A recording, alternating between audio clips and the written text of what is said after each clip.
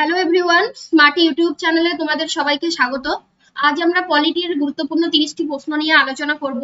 Upcoming যে পরীক্ষাগুলো আছে, যেমন Kolkata police, WBP constable, lady constable, SSC GD constable, রাজ্য সরকারের স্কুল সার্ভিস কমিশনের গ্রুপ সি, গ্রুপ ডি, তারপরে রেলওয়ে গ্রুপ ডি ইত্যাদি সব পরীক্ষার জন্যই এই প্রশ্নগুলো খুবই গুরুত্বপূর্ণ। তো তোমরা প্রথম থেকে শেষ পর্যন্ত দেখবে, আশা করি ভালো লাগবে। তো প্রথম প্রশ্ন, রাষ্ট্রপতি কত বছরের জন্য নিযুক্ত হন? রাষ্ট্রপতি নিযুক্ত হন 5 বছরের জন্য। রাষ্ট্রপতি, আমাদের দেশে একজন রাষ্ট্রপতি থাকবে, এটা কত নম্বর আর্টিকেলে ছিল? আর্টিকেল 52। আর আর্টিকেল 57 বলে যে একজন ব্যক্তি যতবার খুশি রাষ্ট্রপতি পদের জন্য প্রার্থী হতে পারেন, মানে কোনো এজ লিমিট নেই।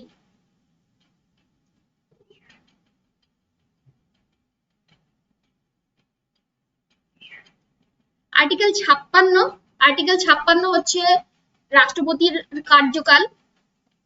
আর্টিকেল 61 রাষ্ট্রপতির ইমপিচমেন্ট। আর রাষ্ট্রপতির নির্বাচন, সেগুলো হচ্ছে আর্টিকেল 54, আর্টিকেল 55, আর্টিকেল 71। নেক্সট প্রশ্ন,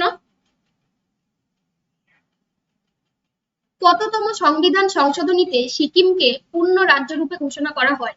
সিকিমকে পূর্ণ রাজ্যরূপে ঘোষণা করা হয় 36তম সংশোধনীতে, যেটা 1975 সালে।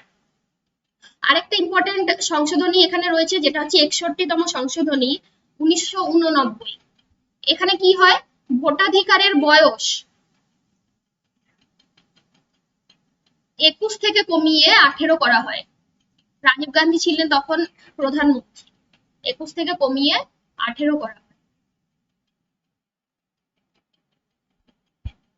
নেক্সট, রাষ্ট্রপতি কত ধরনের ভিটো ক্ষমতা প্রয়োগ করার অধিকারী? রাষ্ট্রপতি ভিটো প্রয়োগ করতে পারেন 3 ধরনের। কি কি? অ্যাবসলিউট ভেটো, সাসপেন্সিভ ভেটো আর পকেট ভেটো। অ্যাবসলিউট ভেটো কি? অ্যাবসলিউট ভেটোতে রাষ্ট্রপতি সেই বিলে সম্মতি জানাতে মানা করেন। আর সাসপেন্সিভ ভেটোতে তিনি পুনরায় বিচারের জন্য বিলটিকে সংসদে পাঠান, কিন্তু সেটা একবারই। সংসদ যদি সেই বিলে কোনো রকম পরিবর্তন না করে রাষ্ট্রপতির কাছে পুনরায় পাঠায়, তখন রাষ্ট্রপতি সেই বিলে সাইন করতে বাধ্য থাকেন। আর পকেট ভেটো হচ্ছে রাষ্ট্রপতি বিলে সাইন না করে অনির্দিষ্ট কালের জন্য নিজের কাছে রেখে দেন। এই পকেট ভেটো ইউজ করেছিলেন কে? 1986 সালে রাষ্ট্রপতি জ্ঞানী জৈল সিং। রাষ্ট্রপতি তখন ছিলেন জ্ঞানী জৈল সিং। তিনি ডাক বিলের ক্ষেত্রে পকেট ভেটো ইউজ করেছিলেন। ডাক বিলের ক্ষেত্রে পকেট ভেটো ইউজ করেছিলেন। এই 24তম অ্যামেন্ডমেন্ট অ্যাক্ট, 24তম সংশোধনী, 24তম সংশোধনী 1971। 24তম সংশোধনী 1971 কি বলে? যে সাংবিধানিক যে সংশোধনী বিলগুলো হবে, সাংবিধানিক যে সংশোধনীগুলি হবে, সেগুলিতে রাষ্ট্রপতি কোনো রকমের ভেটো ইউজ করতে পারবেন না। সাংবিধানিক সংশোধনী বিলে ভেটো ইউজ করা যাবে না, এটা বলে 24তম অ্যামেন্ডমেন্ট অ্যাক্ট 1971। নেক্সট প্রশ্ন, কততম সংশোধনীতে 11তম মৌলিক কর্তব্যের সংযুক্তি হয়েছিল? সেটা হচ্ছে 86তম সংশোধনীতে 2002 সালে। 86তম সংশোধনীতেই আরেকটা অ্যাড হয়েছিল, সেটা হচ্ছে আর্টিকেল 21 এ, যেটা হচ্ছে 6 থেকে 14 বছরের সকল শিশুর শিক্ষার অধিকার। আর আর্টিকেল 42তম সংশোধনী 1976, এটা মিনি কনস্টিটিউশন নামে পরিচিত। সংবিধানের ক্ষুদ্র সংস্করণ বা মিনি কনস্টিটিউশন নামেও পরিচিত। এখানে কি হয়েছিল? আমাদের প্রস্তাবনা প্রথমবারের জন্য সংশোধন করা হয়। প্রস্তাবনায় 3টে শব্দ অ্যাড হয়, সোশ্যালিস্ট, সিকিউলার আর ইন্টিগ্রিটি। আর এই 42তম সংশোধনীতেই 10ম মৌলিক কর্তব্য অ্যাড হয়েছিল। তারপর হচ্ছে 44তম হচ্ছে 1978। এখানে 44তম সংশোধনীতে কি হয়েছে? সম্পত্তির অধিকারকে মৌলিক অধিকারের তালিকা থেকে বাদ দেওয়া হয়। আর 61তম সংশোধন 1989, এখানে কি হয়েছে? ভোটাধিকারের বয়স 21 থেকে কমিয়ে 18 করা হয়েছে। নেক্সট প্রশ্ন, ছত্তিশগড়, উত্তরাঞ্চল ও ঝাড়খণ্ড রাজ্য কত সালে গঠিত হয়? এই তিনটে রাজ্যই গঠিত হয়েছিল 2000 সালে। ছত্তিশগড় গঠিত হয়েছিল নভেম্বরের 1 তারিখে, উত্তরাঞ্চল গঠিত হয়েছিল নভেম্বরের 9 তারিখে, ঝাড়খণ্ড গঠিত হয়েছিল নভেম্বরের 15 তারিখে। নেক্সট, মুখ্যমন্ত্রী তার কাজের জন্য কার কাছে দায়বদ্ধ থাকেন? মুখ্যমন্ত্রী তার কাজের জন্য দায়বদ্ধ থাকেন বিধানসভার কাছে। আমাদের দেশে প্রতিটি রাজ্যে একজন করে মুখ্যমন্ত্রী থাকবে, সেটা কত নম্বর আর্টিকেলে মেনশন করা আছে? আর্টিকেল 164। আর মুখ্যমন্ত্রীকে শপথ বাক্য পাঠ করান রাজ্যপাল। মুখ্যমন্ত্রীকে শপথ বাক্য পাঠ করান রাজ্যপাল। নেক্সট, সংবিধানের 32 নং ধারাকে হৃদয় ও আত্মা বলে উল্লেখ করেছেন কে? সংবিধানের 32 নং ধারাকে হৃদয় ও আত্মা বলে উল্লেখ করেছেন ডক্টর বি.আর. আম্বেদকর। 32 নং ধারাটা কি? 32 নং ধারা অনুযায়ী আমাদের যদি কোনো রকমের মৌলিক অধিকার, আচ্ছা মৌলিক অধিকারগুলি কত থেকে কত নাম্বার আর্টিকেল? মৌলিক অধিকার রয়েছে আমাদের 12 থেকে 35 নাম্বার আর্টিকেল। এই 12 থেকে 35 নাম্বার আর্টিকেলে এই মৌলিক অধিকারগুলো যদি আমাদের কোনো একটা লঙ্ঘিত হয়, ভায়োলেট হয়, তবে আমরা সেক্ষেত্রে সরাসরি সুপ্রিম কোর্টের দ্বারস্থ হতে পারি। সুপ্রিম কোর্ট সেক্ষেত্রে কি করবে? রিট জারি করে। কটা রিট? 5টা রিট জারি করে। এই রিটগুলো কি কি? Habeas corpus, mandamus, quo warranto, সার্টিওরারি এবং প্রহিবিশন। এইগুলো সম্বন্ধে ডিটেল আমাদের পলিটি ক্লাসে আমরা আলোচনা করে দেব। এগুলো কোনটা কি, এগুলো ডিটেল আমরা আলোচনা করে দেব। তোমরা শুধু মনে রাখবে যে কটা রিট জারি করে, 5টা রিট জারি করে। এই রিটগুলো কি কি?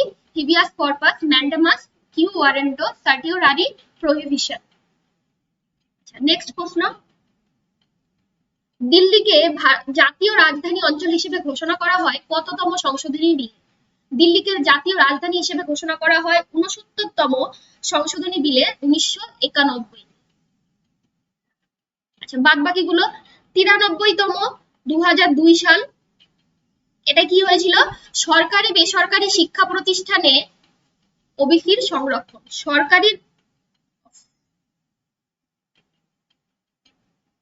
সরকারি শিক্ষা প্রতিষ্ঠানের পাশাপাশি বেসরকারি শিক্ষা প্রতিষ্ঠানেও ওবিসির সংরক্ষণ।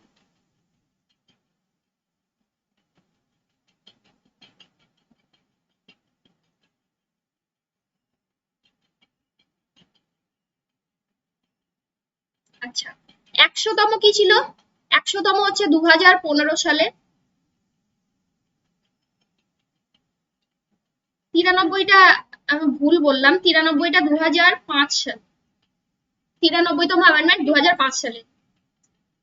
100তম অ্যামেন্ডমেন্ট 2015 সালে। এটা বাংলাদেশের সঙ্গে ভারতের ছিটমহল বিনিময়। বাংলাদেশের সাথে ভারতের অঞ্চল বিনিময়, যেটা ছিটমহল বিনিময় হয়েছে সেটা। আর 103তম কি? 103তম হচ্ছে 2019-এ, যেটি 10% রিজার্ভেশন, পিছিয়ে পড়া শ্রেণীদের জন্য যে 10% রিজার্ভেশন, উচ্চ বর্ণের শ্রেণীদের জন্য 10% রিজার্ভেশন, সেটা হচ্ছে 103তম সংশোধনী 2019। আচ্ছা, নেক্সট, নিম্নলিখিতের মধ্যে কোনটি ভারতীয় সংবিধানে ব্রিটেনের ধারণা থেকে নেওয়া হয়েছে? ব্রিটেন থেকে নেওয়া হয়েছে স্পিকার অফ লোকসভা স্পিকার নেওয়া হয়েছে ব্রিটেন থেকে। প্রস্তাবনা নেওয়া হয়েছে ইউএসএ থেকে, আমেরিকা যুক্তরাষ্ট্র। অস্ট্রেলিয়া থেকে নেওয়া হয়েছে যৌথ তালিকা। নির্দেশমূলক নীতি নেওয়া হয়েছে আয়ারল্যান্ড থেকে।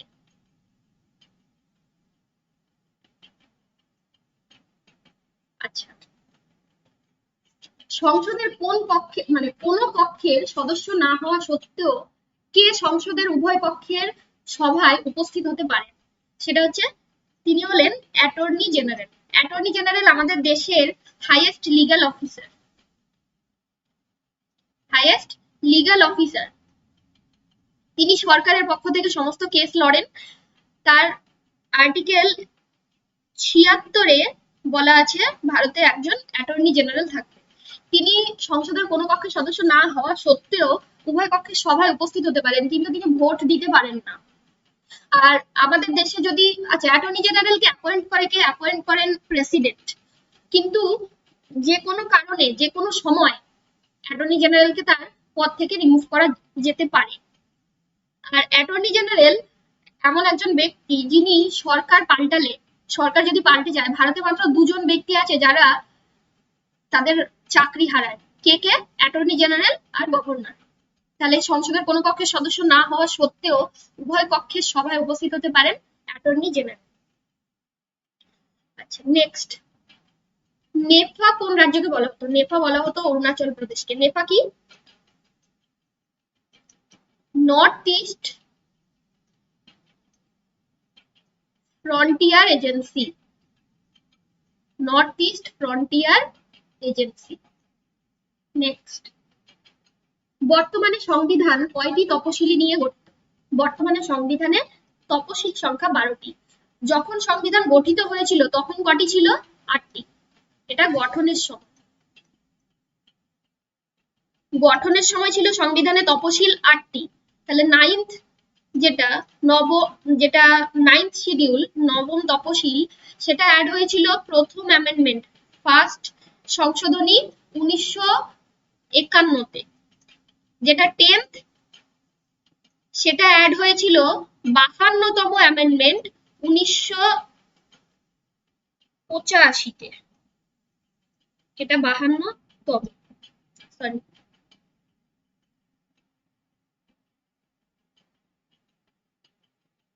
আচ্ছা, যেটা 11th অ্যাড হয়েছিল 73তম অ্যামেন্ডমেন্ট 1992-তে। আর যেটা 12th, সেটা অ্যাড হয়েছিল 74তম অ্যামেন্ডমেন্ট 1992-তে। আচ্ছা, শিডিউল গুলো কি কি? প্রথম শিডিউল হচ্ছে রাজ্য এবং কেন্দ্রশাসিত অঞ্চল। সেকেন্ড হচ্ছে আমাদের কনস্টিটিউশনাল বডিতে যত ব্যক্তি আছেন তাদের প্রত্যেকের বেতন। থার্ড হচ্ছে সকলের শপথ গ্রহণ। ফোর্থ হচ্ছে রাজ্যসভা আসন বন্টন। ফিফথ হচ্ছে তপশিলি ক্ষেত্রের প্রশাসন। সিক্সথ, 6 নম্বর হচ্ছে আসাম, মেঘালয়, ত্রিপুরা, মিজোরাম, এই 4টি রাজ্যের প্রশাসন। 7 কেন্দ্র তালিকা, রাজ্য তালিকা, যুগ্ম তালিকা। অষ্টম তপশিল সরকারি ভাষা। নবম তপশিল আইন ও নিয়ম কানুনের, এটা হবে কানুনের, নিয়ম কানুনের বৈধতা। দশম তপশিল দলত্যাগ বিরোধী আইন। 11তম তপশিল পঞ্চায়েত। আর 12তম তপশিল মিউনিসিপ্যালিটি। তাহলে নবম তপশিল, এই লাস্টে যে এই 4টে আছে, এই 4টে পরে সংশোধনীর মাধ্যমে অ্যাড হয়েছে। নবম তপশিল প্রথম অ্যামেন্ডমেন্ট অ্যাক্ট 1951-তে। দশম তপশিল অ্যাক্ট, যেটা দশম তপশিল দলত্যাগ বিরোধী আইন, সেটা 52তম অ্যামেন্ডমেন্ট অ্যাক্ট 1985-তে। 11তম তপশিল পঞ্চায়েত, সেটা 73তম সংশোধনী 1992-তে। আর মিউনিসিপ্যালিটি 12তম তপশিল, সেটা 74তম অ্যামেন্ডমেন্ট অ্যাক্ট 1992-তে। নেক্সট, গ্রাম পঞ্চায়েতের সদস্য হওয়ার জন্য প্রার্থীর ন্যূনতম বয়স হতে হবে। গ্রাম পঞ্চায়েতের সদস্য হওয়ার জন্য প্রার্থীর ন্যূনতম বয়স হতে হয় 21 বছর। গ্রাম পঞ্চায়েত আমাদের আর্টিকেল 243 থেকে 243-এর ও, আর পার্ট হচ্ছে 9 গ্রাম পঞ্চায়েত মেনশন করা আছে এটাই। আর গ্রাম পঞ্চায়েত আমাদের কি হয়? আমাদের সংবিধানে গ্রাম পঞ্চায়েত ত্রিস্তরীয়। এটা কোন কমিটির সুপারিশে ত্রিস্তরীয় করা হয়েছিল? বলবন্ত রায় মেহতা কমিটি। বলবন্ত রায় মেহতা কমিটির সুপারিশে আমাদের পঞ্চায়েত ত্রিস্তরীয় হয়েছে। ত্রিস্তরীয় কি কি? নিম্ন স্তরে হচ্ছে গ্রাম পঞ্চায়েত,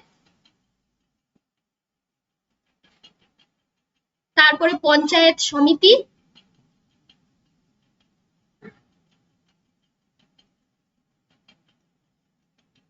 তারপরে সর্বোচ্চ স্তরে জেলা পরিষদ।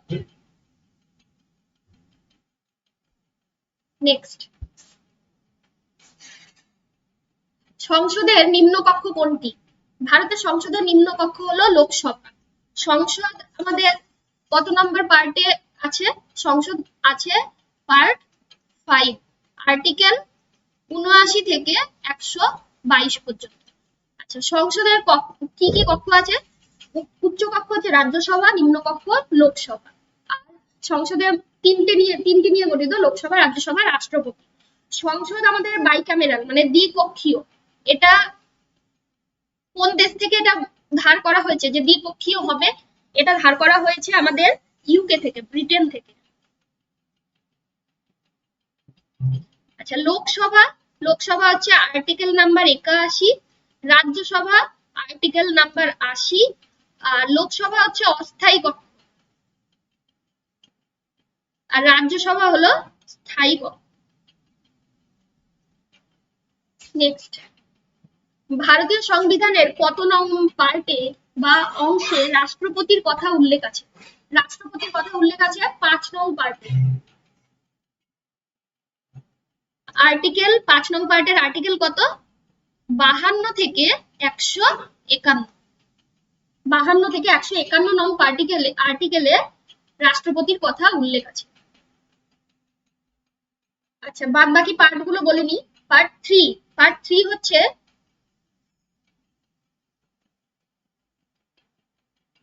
হলো মৌলিক অধিকার, আর্টিকেল 12 থেকে 35। পার্ট 4 নির্দেশমূলক নীতি, আর্টিকেল 36 থেকে 51। পার্ট 4 এর এ মৌলিক কর্তব্য, আর্টিকেল 51 এ। পার্ট 5 কেন্দ্র সরকার, আর্টিকেল 52 থেকে 151। আর পার্ট 6 রাজ্য সরকার, আর্টিকেল 152 থেকে 237। তাহলে রাষ্ট্রপতি কেন্দ্র সরকারের অধীনে, কেন্দ্র সরকারের ইয়েতে হচ্ছে রাষ্ট্রপতি, তাহলে তখন হচ্ছে 52 থেকে 151 আর্টিকেল, আর পার্ট হচ্ছে 5। 16 নম্বর প্রশ্ন, গণপরিষদের প্রথম স্থায়ী সভাপতি কে ছিলেন? প্রথম সভাপতি বলেনি, কিন্তু বলেছে প্রথম স্থায়ী সভাপতি কে ছিলেন। গণপরিষদের প্রথম স্থায়ী সভাপতি ছিলেন ডক্টর রাজেন্দ্র প্রসাদ। কত তারিখে তিনি সভাপতি হয়েছিলেন? 11ই ডিসেম্বর 1946 এর অধিবেশনে তিনি গণপরিষদের স্থায়ী সভাপতি নির্বাচিত হন। কিন্তু প্রথম সভাপতি কে ছিলেন? ডক্টর সচ্চিদানন্দ সিনহা, তিনি ছিলেন অস্থায়ী সভাপতি।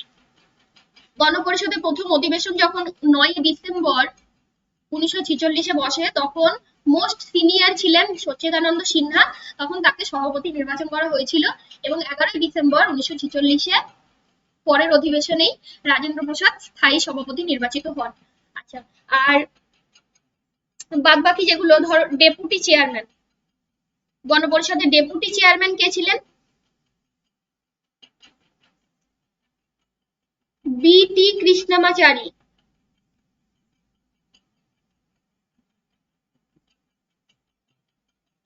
এবং দুজন ব্যক্তি ছিলেন, এবং এইচ.সি. মুখার্জি।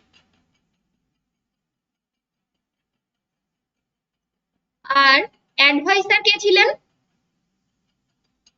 অ্যাডভাইসার ছিলেন BN. Rao. Next, the idea to have a constitution was given by, মানে আমাদের দেশে একটা সংবিধান থাকবে, এটা প্রথম কে এর আইডিয়া দিয়েছিলেন? এম.এন. রয়। কত সালে? 1934 সালে। এই এম.এন. রয় ছিলেন কমিউনিস্ট পার্টির ফাউন্ডার। 18 সংবিধানের সপ্তম তপশিলের আলোচ্য বিষয় কি? সপ্তম তপশিলে হচ্ছে কেন্দ্র তালিকা, রাজ্য তালিকা, যুগ্ম তালিকা। রাজ্য কেন্দ্র শাসিত অঞ্চল, এটা প্রথম তপশিল। রাষ্ট্রপতি, উপরাষ্ট্রপতি ইত্যাদি ব্যক্তিদের বেতন, এটা দ্বিতীয় তপশিল। রাজ্যসভায় আসন বরাদ্দ, আসন সংখ্যা, এটা চতুর্থ তপশিল। নেক্সট, নির্বাচন কমিশনারের কার্যকাল কতদিন? নির্বাচন কমিশনারের কার্যকাল 6 বছর, অথবা তার বয়স 65 বছর বয়স পর্যন্ত। 65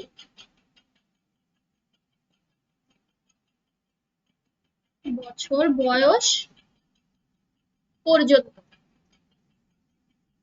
নির্বাচন কমিশনার আর্টিকেল কত? আর্টিকেল হচ্ছে 324 থেকে 329। 3 জন নির্বাচন কমিশনার থাকে, তাই তো? একজন চিফ ইলেকশন কমিশনার আর 2 জন ইলেকশন কমিশনার। নেক্সট, নিম্নলিখিতগুলির মধ্যে কোনটি ভারতীয় সংবিধানে আয়ারল্যান্ড থেকে নেওয়া হয়েছে? আয়ারল্যান্ড থেকে নেওয়া হয়েছে নির্দেশমূলক নীতি। আচ্ছা, আয়ারল্যান্ড থেকে আর কি নেওয়া হয়েছে? রাষ্ট্রপতির নির্বাচন, নির্দেশমূলক নীতি, আর রাজ্যসভায় সদস্যদের মনোনয়ন, এইগুলো নেওয়া হয়েছে আয়ারল্যান্ড থেকে। যৌথ তালিকা নেওয়া হয়েছে অস্ট্রেলিয়া থেকে। লোকসভা স্পিকার নেওয়া হয়েছে ব্রিটেন থেকে, আর প্রস্তাবনা নেওয়া হয়েছে ইউএসএ থেকে। নেক্সট, ভারতের প্রজাতন্ত্র প্রতিষ্ঠিত হয় কত তারিখে? প্রজাতন্ত্র প্রতিষ্ঠিত হয় 26শে জানুয়ারি 1950। এইরকমই আরো কয়েকটা গুরুত্বপূর্ণ ডেট আমরা দেখে নেব। প্রথম অধিবেশন বসেছিল 9 ডিসেম্বর 1946। তারপর জাতীয় পতাকার নকশা গৃহীত হয় 22শে জুলাই 1947। গণপরিষদের শেষ অধিবেশন বসেছিল 24শে জানুয়ারি 1950। জাতীয় সঙ্গীত, জাতীয় স্তোত্র এগুলো গৃহীত হয়েছিল 24শে জানুয়ারি 1950 গণপরিষদের শেষ অধিবেশনে। আর সংবিধান গৃহীত হয় গণপরিষদে 26শে নভেম্বর 1949-এ। তারপর সংবিধান কার্যকর হয় 26শে জানুয়ারি 1950 থেকে। এই ডেটগুলো থেকে পরীক্ষায় প্রায় কোশ্চেন আসে, এই ডেটগুলো মুখস্থ রাখবে। নেক্সট, ক্যাগ এর বেতন, ক্যাগ কি? Controller and auditor general. CAG এর বেতন কোন ফান্ড থেকে দেওয়া হয়? ক্যাগ আমাদের কনস্টিটিউশনাল বডিরই একটা অংশ। কনস্টিটিউশনাল বডিতে যত ব্যক্তি আছেন তাদের প্রত্যেকের বেতন দেওয়া হয় কনসোলিডেটেড ফান্ড থেকে। আমাদের পার্লামেন্টে দুটো ফান্ড থাকে, একটা হচ্ছে কনসোলিডেটেড ফান্ড আর একটা হচ্ছে কন্টিজেন্সি ফান্ড। কন্টিজেন্সি ফান্ড, এই দুটো ফান্ড, পার্লামেন্টে দুটো ফান্ড থাকে। এই কনসোলিডেটেড ফান্ড হচ্ছে মেন ফান্ড, এখান থেকে সমস্ত ধরনের রেভিনিউ, এক্সপেন্ডিচার সবকিছু, আয় সবকিছু, ব্যয় সবকিছু কনসোলিডেটেড ফান্ড থেকেই করা হয়। আর কন্টিজেন্সি ফান্ডটা কি? কন্টিজেন্সি ফান্ড হচ্ছে এমার্জেন্সির সময়, এটা এমার্জেন্সি ফান্ড, কোনো খুব মানে এমার্জেন্সি কারণ ছাড়া এই ফান্ড থেকে টাকা ব্যয় করা হয় না। কনসোলিডেটেড ফান্ড আর্টিকেল 266-1, এটা হচ্ছে আর্টিকেল এত নম্বরে মেনশন করা আছে। আর কন্টিজেন্সি ফান্ড মেনশন করা আছে আর্টিকেল 267-1। আচ্ছা, ক্যাগ ক্যাগ ক্যাগ মেনশন করা আছে আর্টিকেল 148 থেকে 151। নেক্সট, সিন্ধি ভাষাকে সরকারি ভাষা হিসেবে ভারতীয় সংবিধানে যুক্ত করা হয়েছে কোন সংশোধনী বিলে? 21তম সংশোধনী বিলে সিন্ধি ভাষাকে ভারতীয় সংবিধানে সরকারি ভাষা হিসেবে যুক্ত করা হয়েছে। তার আগে ভারতীয় সংবিধানে ভাষা কতগুলি ছিল? 14টি ভাষা ছিল। প্রথমে সংবিধান গঠনের সময় ভাষা ছিল 14টি, তারপর ভাষা আরো 8টি যোগ হয়ে এখন হয়েছে টোটাল 22টি ভাষা। তার মধ্যে 21তম সংশোধনীতে সিন্ধি ভাষা যোগ হয়েছিল, যেটা 15তম ভাষা 1967-তে। তারপরে 1971তম সংশোধনী 1991-তে নেপালি, মণিপুরি, কোঙ্কনি এই 3টি ভাষা অ্যাড হয়েছে। তারপরে 92তম অ্যামেন্ডমেন্ট যেটা 2003-এ, সেটায় 4টি ভাষা অ্যাড হয়েছে আরো, বোডো, ডোগরি, সাঁওতালি, মৈথিলি, এই 4টি ভাষা যোগ হয়েছে। টোটাল 8টি ভাষা পরে সংশোধনীর মাধ্যমে যোগ হয়েছে। তাহলে 14 আর 8-এ এখন টোটাল আমাদের সংবিধানে ভাষার সংখ্যা 22টি। আচ্ছা, 103তম হচ্ছে 10% রিজার্ভেশন। এটা এর আগেও একটা কোশ্চেনে আমরা দেখেছি 10% রিজার্ভেশন। 92তম অ্যামেন্ডমেন্ট 2003। আচ্ছা, 103তম হচ্ছে 2019। 92তম অ্যামেন্ডমেন্ট অ্যাক্ট 2009, যেটা কি বোডো, ডোগরি, মৈথিলি, সাঁওতালি এই 3টি ভাষা অ্যাড হয়েছে। আর 73তম অ্যামেন্ডমেন্ট 1992, যেটা কি অ্যাড হয়েছে? পঞ্চায়েত। নেক্সট, রাষ্ট্রপতি শাসন কতদিনের জন্য জারি হয়? রাষ্ট্রপতি শাসন মিনিমাম 6 মাসের জন্য জারি হয়, আর ম্যাক্সিমাম 3 বছরের জন্য জারি হয়। কিন্তু প্রতি 6 মাস অন্তর অন্তর পার্লামেন্টের অ্যাপ্রুভালের দরকার হয়, তবে গিয়ে সেটাকে আরো এক্সটেন্ড করা যায়। রাষ্ট্রপতি শাসন কখন হয়? রাষ্ট্রপতি শাসন আমাদের দেশে এমার্জেন্সি যেই সময় চলে, এমার্জেন্সির সময় রাষ্ট্রপতি শাসন জারি হয়। এমার্জেন্সি আমাদের কটি আছে? 3টি এমার্জেন্সি আছে, ন্যাশনাল এমার্জেন্সি, স্টেট এমার্জেন্সি আর ফিনান্সিয়াল এমার্জেন্সি। ন্যাশনাল এমার্জেন্সির সময় কি হয়? আর্টিকেল 19 যেটা আছে আমাদের, সেটা সাসপেন্ড হয়ে যায়, তখন আর সেই মৌলিক অধিকার আমাদের থাকে না, রাষ্ট্রপতি তখন সেটাকে সাসপেন্ড করে দেন। আমাদের দেশে এখনো পর্যন্ত কবার হয়েছে ন্যাশনাল এমার্জেন্সি? 3 বার। 1962-তে যখন ভারত চীন যুদ্ধ হয়েছিল, তখন ভারত চীন যুদ্ধ। 1971-এ ভারত পাক যুদ্ধ, ভারত পাকিস্তান যুদ্ধ। আর 1975-এ যেটা হয়েছিল সেটা হচ্ছে অভ্যন্তরীণ গোলযোগ। এটা কারণ হিসেবে দেখানো হয়েছে, অভ্যন্তরীণ গোলযোগ।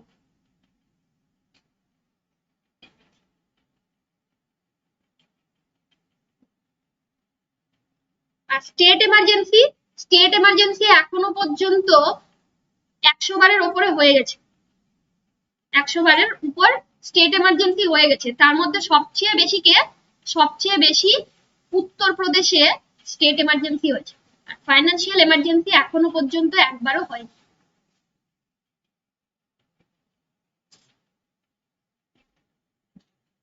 নেক্সট, কততম সংবিধান সংশোধনীতে মৌলিক অধিকার থেকে সম্পত্তির অধিকারকে বাদ দেওয়া হয়েছে? সেটা হচ্ছে 44তম অ্যামেন্ডমেন্ট অ্যাক্ট 1978-এ সম্পত্তির অধিকারকে মৌলিক অধিকারের তালিকা থেকে বাদ দেওয়া হয়েছে। এটা এখন একটা, এটা এখন লিগ্যাল রাইট, এটা এখন আর মৌলিক অধিকার নেই, এটা এখন লিগ্যাল রাইট, আইনি অধিকার। 42তম অ্যামেন্ডমেন্ট অ্যাক্ট 1976, 86তম সংশোধনী 2002, 61তম 1989।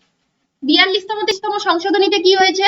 42তম সংশোধনীতে 10ম মৌলিক কর্তব্য অ্যাড হয়েছে, আর প্রস্তাবনায় দুটো শব্দ যোগ হয়েছে, সোশ্যালিস্ট সিকিউলার, সমাজতান্ত্রিক ধর্মনিরপেক্ষ, এই দুটো শব্দ যোগ হয়েছে। 86তম সংশোধনীতে, 86তম সংশোধনীতে 11তম মৌলিক কর্তব্য যোগ হয়েছে, আর আর্টিকেল 21-এর এ 6 থেকে 14 বছরের সকল শিশুর শিক্ষার অধিকার 86তম সংশোধনীতে যোগ হয়েছে। 44তম সংশোধনী মৌলিক অধিকারের তালিকা থেকে সম্পত্তির অধিকারকে বাদ দেওয়া হয়েছে। আর 61তম সংশোধনী যেটা, সেটায় ভোটাধিকারের বয়স 21 থেকে কমিয়ে 18 করা হয়েছে। অর্থ বিলের ক্ষেত্রে কার্যকরী সকল ক্ষমতা ন্যস্ত থাকে কার কাছে? অর্থ বিলের ক্ষেত্রে সকল ক্ষমতা লোকসভার কাছে। অর্থ বিল আর্টিকেল 110। আর যদি অর্থ কমিশন বলতো, অর্থ কমিশন কত নম্বর আর্টিকেল? অর্থ কমিশন হচ্ছে আর্টিকেল 280। লোকসভায় সিম্পল মেজরিটিতে পাস হওয়ার পর মানবী অর্থ বিল সেটা রাজ্যসভায় যায়, রাজ্যসভায় 14 দিনের মধ্যে সেটাকে পাস করাতে হয় অর্থ বিল। যদি সেই বিল রাজ্যসভায় 14 দিনের মধ্যে পাস না হয়, তবে ধরেই নেওয়া হয় যে বিল পাস, বিল পাস হয়ে গেছে। ঠিক আছে, নেক্সট, ভারতীয় পার্লামেন্টের উচ্চকক্ষ কোনটি? ভারতীয় পার্লামেন্টের উচ্চকক্ষ রাজ্যসভা, লোকসভা হলো নিম্নকক্ষ, রাজ্যসভা হলো উচ্চকক্ষ। লোকসভা কত না, পার্লামেন্ট কত নম্বর আর্টিকেল বলেছি? আর্টিকেল, এর আগে আমরা একটা কোশ্চেনে এটা দেখেছি, আর্টিকেল 79 থেকে 122। আর Rajya Sabha article 80, Lok Sabha article 81। Next, Indian written constitution borrowed from which country? মানে বলছে কোন দেশ থেকে ভারতের লিখিত সংবিধানের ধারণাকে নেওয়া হয়েছে? লিখিত সংবিধানের ধারণাকে নেওয়া হয়েছে ইউএসএ থেকে। ইউএসএ থেকে আর কি কি নেওয়া হয়েছে? লিখিত সংবিধান তো নেওয়া হয়েছে, আর নেওয়া হয়েছে প্রস্তাবনা, মৌলিক অধিকার, উপরাষ্ট্রপতি, স্বাধীন বিচার ব্যবস্থা, রাজ্যসভায় সিট বন্টন, রাষ্ট্রপতির ইমপিচমেন্ট, সুপ্রিম কোর্ট ও হাইকোর্টের বিচারপতিদের অপসারণ, এগুলো সবই ইউএসএ থেকে, আমেরিকা থেকে নেওয়া হয়েছে। নেক্সট, কোন দেশ থেকে ভারতীয় সংবিধানে মৌলিক অধিকারের ধারণাটি নেওয়া হয়েছে? মৌলিক অধিকারের ধারণাটি নেওয়া হয়েছে আমেরিকা যুক্তরাষ্ট্র থেকে। এটা আমরা এক্ষুনি এই স্লাইডে দেখেছি যে মৌলিক অধিকারের ধারণা নেওয়া হয়েছে আমেরিকা যুক্তরাষ্ট্র থেকে। আচ্ছা, রাশিয়া থেকে নেওয়া হয়েছে কি? রাশিয়া থেকে নেওয়া হয়েছে 5 ইয়ার প্ল্যান, পঞ্চবার্ষিকী পরিকল্পনা, রাশিয়া থেকে নেওয়া হয়েছে। মৌলিক কর্তব্য রাশিয়া থেকে নেওয়া হয়েছে। অস্ট্রেলিয়া থেকে যৌথ তালিকা নেওয়া হয়েছে। ব্যবসা বাণিজ্যের প্রতিবিধান, প্রস্তাবনার ভাষা, এই 3টে নেওয়া হয়েছে অস্ট্রেলিয়া থেকে। আর ব্রিটেনের থেকে Lok Sabha speaker, rule of law, prime minister, president, তারপরে আমাদের যে বাইক্যামেরাল পার্লামেন্ট মানে দ্বিকক্ষীয় সংসদ, তারপরে শক্তিশালী নিম্নকক্ষ, এগুলো সব নেওয়া হয়েছে আমাদের ব্রিটেন থেকে। নেক্সট, কোন সালে সংবিধান গণপরিষদে গৃহীত হয়? গণপরিষদে সংবিধান গৃহীত হয় 1949-এর 26শে নভেম্বর। কার্যকর হয় কবে? 1950 সাল 26শে জানুয়ারি কার্যকর হয়। ঠিক আছে, এই ছিল আমাদের 30টা প্রশ্ন। এই সব প্রশ্নগুলোই গুরুত্বপূর্ণ। আমরা ডিটেল অপশনগুলো নিয়েও আলোচনা করলাম, মানে এখানে আমরা 30টা প্রশ্নের সাথে সাথে আরো 30টা কোশ্চেন হয়তো আরো পড়ে নিলাম। সেই অপশনগুলো পড়ে তোমাদের নিশ্চয়ই মেমোরাইজ হয়ে গেছে ব্যাপারটা, তোমরা দেখবে। আর এই যে কোশ্চেনগুলো আমাদের nmcsmarty.com যে অফিসিয়াল ওয়েবসাইট আছে আমাদের ইনস্টিটিউশনের, সেখানে গেলে তোমরা সেই nmcsmarty.com সার্চ করার পরে এই রকমের একটা ফ্রন্ট পেজ আসবে। এখানে দেখবে সাবজেক্ট ওয়াইজ স্টাডি বলে আছে। এখানে ক্লিক করার পর এখানে কনস্টিটিউশনে ক্লিক করবে। কনস্টিটিউশনে ক্লিক করলে আমি এই যে 30টা কোশ্চেন পড়ালাম, এই 30টা কোশ্চেনেরই একটা মক টেস্ট আকারে আছে। তো তোমরা এখানে পড়ার পর সেখানে গিয়ে প্র্যাকটিস করতে পারো। প্র্যাকটিস করলে কতটা মুখস্থ হলো বা কতটা মেমোরাইজ হলো সেটা তোমরা মূল্যায়ন করতে পারবে। আর এছাড়াও আমাদের ওয়েবসাইটে প্রতি সপ্তাহে মেগা মক টেস্ট নেওয়া হয় বিভিন্ন আসন্ন যেসব পরীক্ষা আছে সেগুলোর। আর এমনি প্রতিদিনই আমাদের টেলিগ্রামে যোগ হতে পারো তোমরা। নিচে ডেসক্রিপশন বক্সে আমি টেলিগ্রামের, ফেসবুকের সব লিংক দিয়ে দেবো, ওয়েবসাইটের লিংক দিয়ে দেবো। তো তোমরা টেলিগ্রামে যোগ হলে কখন কি টেস্ট নেওয়া হচ্ছে সেগুলো জানতে পারবে। ওয়েবসাইটে অনেক ধরনের বিভিন্ন ধরনের পরীক্ষার টেস্টের আয়োজন করা আছে, স্টাডি ম্যাটেরিয়াল দেওয়া আছে সব। তোমরা সেখানে গিয়ে চেক করতে পারো, নিজেদেরকে যাচাই করতে পারো যে তোমাদের প্রস্তুতি কতটা হয়েছে। ঠিক আছে, তো আজকের মতো এখানেই শেষ করলাম। পরে আবার আরেকটা ভিডিও নিয়ে আসবো, পলিটির কোশ্চেনের আরো ইম্পর্টেন্ট সব কোশ্চেন নিয়ে আসবো। ঠিক আছে, থ্যাংক ইউ।